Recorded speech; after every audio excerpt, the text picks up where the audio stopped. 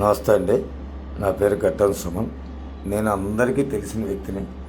బుద్ధ వెంకన్న అల్లుడు కాండ్రేకుల రవీంద్ర వల్ల సర్వనాశనం అయిపోయా. నా దగ్గర 5 కోట్ల రూపాయలు అన్యాయంగా తీసుకున్నాడు. జిఎస్ఎల్ మెడికల్ ఇన్స్టిట్యూషన్స్ మరియు కిమ్యూ ఇంటర్నేషనల్ యూనివర్సిటీ భాగస్వామ్యంతో ఇండియన్ అలైన్డ్ ఎంబీబీఎస్ కోర్స్ అడ్మిషన్లు అందిస్తోంది నియో. నేను ఒక 6 వయసుని చెప్పి నన్ను మోసం చేసి టూ మచ్గా ఎలాగంటే అలాగ నన్ను బ్లేమ్ చేసి మోసం చేసి నన్ను అన్యాయం చేసి నా సొమ్ము తీసుకొని నన్ను ఇబ్బంది పెడతాడండి. మా మిస్సెస్ ఈ నోట్లు చెక్కులు ఉన్నాయి. నేను ఆల్రెడీ 1 పోలీస్ స్టేషన్లో కేసు పెట్టాను. అవి కూడా మాకు చాలా అంటే చాలా న్యాయంగా చేశారండి పోలీసు వారు కూడా. అందుకే వాళ్ళు నా దగ్గర బండిలో దొంగతనం చేసిన బొబ్బిలి మోహన్ 70,000 దొంగతనం చేశాడండి. రవి గుమస్తా, తర్వాత రవి బినామీ వస్త్రలత కేకే కర్రీ కిరణ్ కుమార్, వీళ్ళతో కేసులు వేయించి మమ్మల్ని నానా ఇబ్బందులు పాలు పెడుతున్నారండి. నేను వైసీపీ పార్టీలో 16 సంవత్సరాల నుంచి 1 టౌన్లో ఏకైక కార్యకర్తగా తిరుగుతున్నానండి.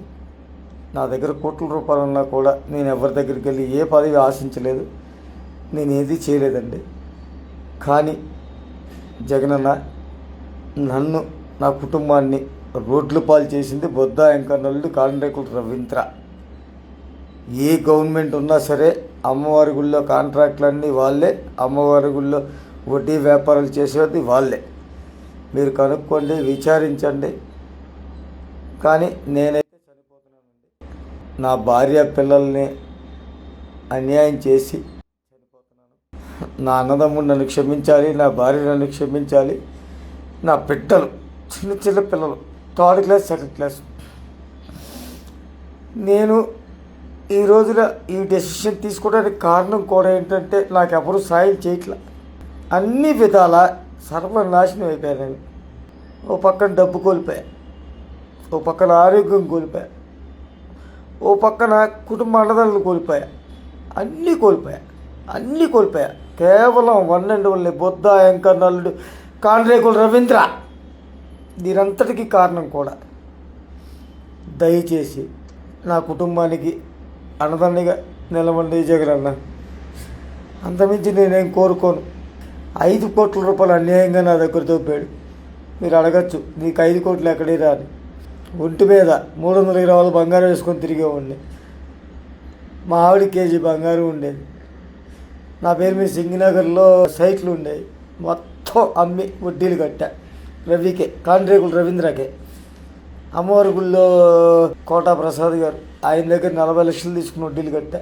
మా కజిన్ బ్రదర్ దగ్గర 1 కోటి చిల్లర తీసుకుని వడ్డీలు కట్టా. నా సొంతనే 3 కోట్లు తెచ్చి ఇచ్చాడు నాకు. దేనికి? నేను చచ్చిపోతాను, నేను బతకనంటే నా మీద ఉన్న ఇష్టంతో 3 కోట్ల రూపాయలు తెచ్చిచ్చి మొత్తం కట్టినా కూడా ఇంకా డబ్బులు కావాలి అని చెప్పి నన్ను, నా భార్యని చాలా ఇబ్బందులకు గురి చేస్తున్నారు. దయచేసి నా కుటుంబానికి నాకు సాయం చేయండి అన్న.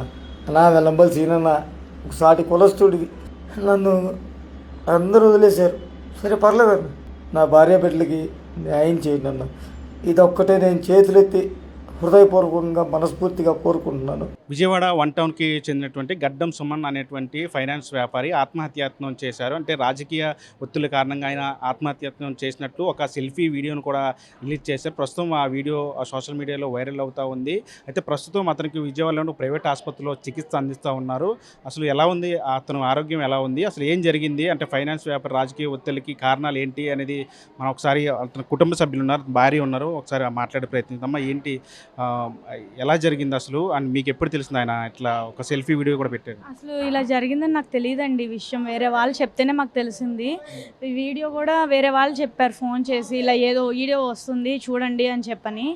తర్వాత మేము ఇంట్లో ఉన్నాము, వేరే చోట ఉన్నాను నేను. ఈ సిచ్యువేషన్ తెలిసిన వెంటనే మా బావగారు వాళ్ళందరూ అలర్ట్ అయ్యి తీసుకొచ్చి గబగబా హాస్పిటల్లో జాయిన్ చేశాక ఇప్పుడు ప్రజెంట్ అయితే ఐసీయూలో ఉన్నారు ఆయన. సిచ్యువేషన్ కొంచెం ఇబ్బందిగానే ఉందని అంటున్నారు.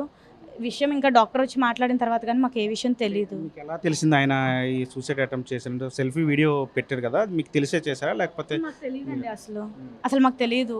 వేరే వాళ్ళు ఫోన్ చేసి చెప్తే కానీ మాకు తెలియలేదు విషయం పలానా అని. ప్రస్తుతం ఎలా ఉంది ఆయన ఆరోగ్యం? డాక్టర్ వచ్చి ఇప్పుడు మాట్లాడేదాకా ఏమి చెప్పలేమండి. సిచ్యువేషన్ పర్వాలేదు అని అంటున్నారు, మళ్ళీ సీరియస్ అని అంటున్నారు, చెప్పలేదు ఇంకా ఏమి. ఏంటమ్మా అసలు ఫైనాన్స్ వ్యాపారం ఇబ్బంది ఏంటి అతనితో? అంటే బుద్ధ వెంకన్న అల్లుడు అని చెప్తా ఉన్నారు. ఆయన వీడియోలో కూడా మాటలని చెప్పారు, అంటే ఏం జరిగింది గతంలోని. అంటే ఎప్పటి నుంచి అతనితో పరిచయం, ఎట్లాంటి వ్యాపారం చేశారు? ఆయన ఫైనాన్స్ వ్యాపారం చేసుకున్నారండి ఇద్దరు. 2019-20 నుంచి చేసుకున్నారు. మరి ఎప్పుడు లావాదేవీలు జరిగినాయో మరి నాకు తెలియదు. కాకపోతే ఏంటంటే ఇవి మొన్న ఈ మధ్య నుంచి ఒక 2 years నుంచి నాది ఆయన దగ్గర ఉన్నాయని చెప్పని నా మీద కేసులు అవి వేయడము అట్లాంటివి చేస్తున్నారు. కోర్టులో వేశారు. 2 కేసులు జరుగుతున్నాయి. చెక్ బౌన్స్ కేసులు వేశారు. దానివల్ల ఇవన్నీ చూసి ఆయన ఎవరి దగ్గర నుంచి న్యాయం జరగట్లేదని బాగా డిస్టర్బ్ అయిపోయి మాకు కూడా చెప్పలేదు అసలు విషయం ఏంటి అనేది. మేము ఆ వీడియో చూసే మేము తెలుసుకున్నాము ఇట్లా జరిగింది బయట అనేది. అంటే ఇలా చేసుకున్నాడు అనే సంగతి మాకు ఎవరెవరో చెప్తేనే మాకు తెలిసింది. అప్పటిదాకా మాకు తెలీదు.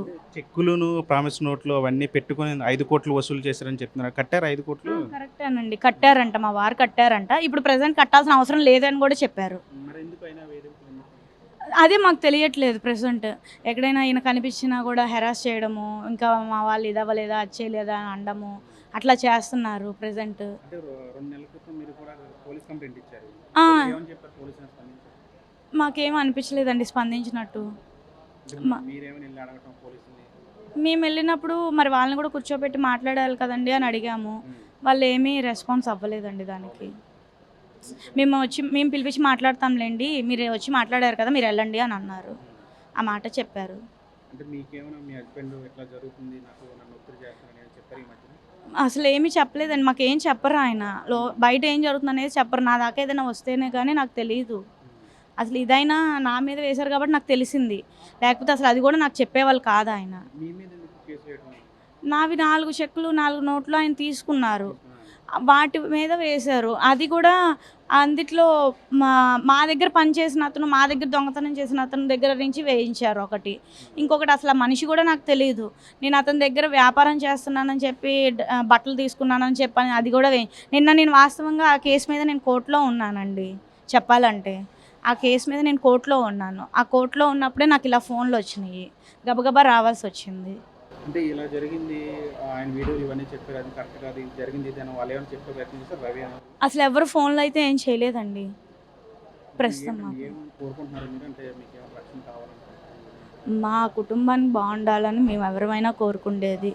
ఆయనకు ఆపద ఉండకూడదు, మాకెవ్వరికీ ఉండకూడదు. మాకు అంటే మా మొత్తం కుటుంబానికి అది నేను చర్యలు తీసుకుంటే పోలీస్ కంప్లైంట్ ఇచ్చారు, రెస్పాన్స్ లేదు. ఏమైనా చర్యలు తీసుకోవాలని చర్యలు తీసుకోవాలనే కదండి కోరుకుండేది. ఇప్పుడు మా వారు ఇంత చేశారు అంటే ఆయన న్యాయం జరగలేదనే కదా. న్యాయం జరగాలని కోరుకుంటున్నాం అంతే. ఏంటమ్మా మీ అబ్బాయి అనుకుంటా, ఏమైనా మీతో ఏమైనా మాట్లాడారా ముందే? నాతో ఏం మాట్లాడలేదండి. నాకు ఫోన్ వస్తేనే నేను పరిగెత్తుకుంటూ వచ్చానండి. నాకు ఏ విషయాలు తెలీదు. ఈ అమ్మాయిని కోర్టుకి లాగారని తెలుసు. ఈ అమ్మాయి మీద అన్యాయంగా తీసుకొని అటు ఇవ్వమంటే ఇవ్వకుండా ఆ అమ్మాయిని కోర్టుకి లాగేస్తున్నారు. ఇది పద్ధతి అయినా ఆడపిల్లని కోర్టుకు లాగటం? అంతేనండి నాకు తెలిసింది.